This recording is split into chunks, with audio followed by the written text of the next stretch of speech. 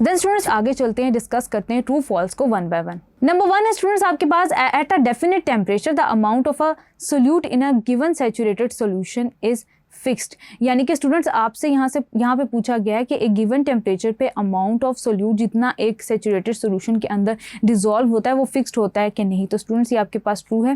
Then students आपके पास है polar solvents readily dissolve non polar covalent compounds. तो स्टूडेंट्स ये आपके पास स्टेटमेंट फॉल्स है। लाइक डिसॉल्व लाइक का प्रिंसिपल हम फॉलो करते हैं। देन स्टूडेंट्स नंबर 3 है आपके पास the solubility of a substance decreases with increase in temperature if the heat of solution is negative. यानी कि स्टूडेंट्स आपसे पूछा गया है कि अगर सॉल्युबिलिटी एक सब्सटेंस की डिक्रीज करती है विद इंक्रीज इन टेम्परेचर, तो स्टूडेंट्स इसका मतलब ये है कि आपके पास हीट ऑफ सॉल्यूशन नेगेटिव है। तो स्टूडेंट्स ये आपके पास स्टेटमेंट जो है वो पर्टिकुलरली ट्रू है। देन स्टूडेंट्स आपके पास आता है the rate of evaporation of liquid is inversely proportional to the intermolecular forces of attraction. यानी कि जितनी ज्यादा आपके पास इंटरमोलिक्यूलर फोर्सेज ऑफ अट्रैक्शन ज्यादा होंगी स्टूडेंट्स आप याद रखेंगे कि उतनी ज्यादा आपके पास रेट ऑफ इवेपोरेशन कम होगी। तो स्टूडेंट्स ये आपके पास स्टेटमेंट प्रीडोमिनेंटली ट्रू है।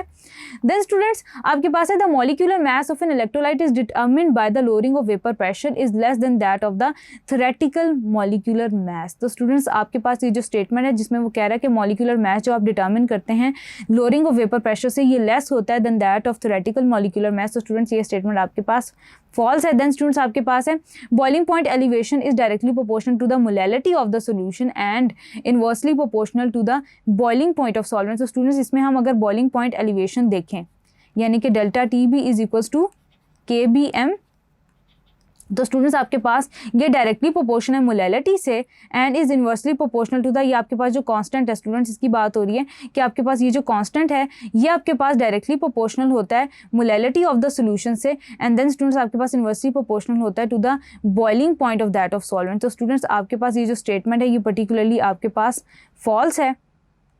देन स्टूडेंट्स आपके पास आ जाता है all solutions containing 1 gram of non volatile non electrolyte solute in some solvent will have the same freezing point. यानी कि स्टूडेंट्स आपके पास तमाम जो सॉल्यूशंस हैं जिनके अंदर 1 ग्राम ऑफ सब्सटेंस या सोल्यूट प्रेजेंट है of non volatile non electrolyte solute in some solvent have the same freezing point. यानी कि स्टूडेंट्स आपके पास सेम फ्रीजिंग पॉइंट नहीं होता, सेम डिप्रेशन आपके पास होता है इन फ्रीजिंग पॉइंट। यानी कि स्टूडेंट्स अगर आपके पास तमाम सॉल्यूशंस के अंदर 1 gram of non volatile non electrolyte होगा तो स्टूडेंट्स आपके पास डिप्रेशन जो होगा उससे क्रिएट करदा वो स्टूडेंट्स आपके पास सेम होगा।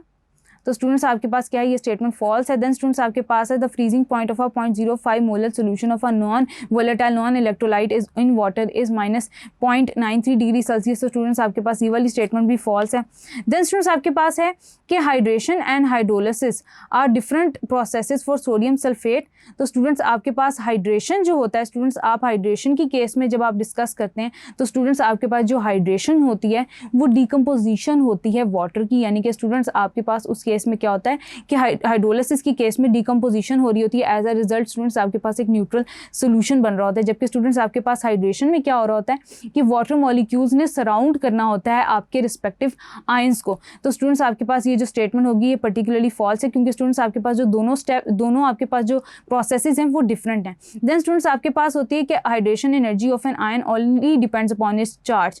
तो स्टूडेंट्स आपके पास चार्ज डेंसिटी पे और साइज पे डिपेंड होती है। तो आपके पास ये स्टेटमेंट स्टूडेंट्स आपके पास फॉल्स है। Then students after discussing true and false आगे चलते हैं स्टूडेंट्स डिस्कस करते हैं क्वेश्चंस को one by one. Thank you.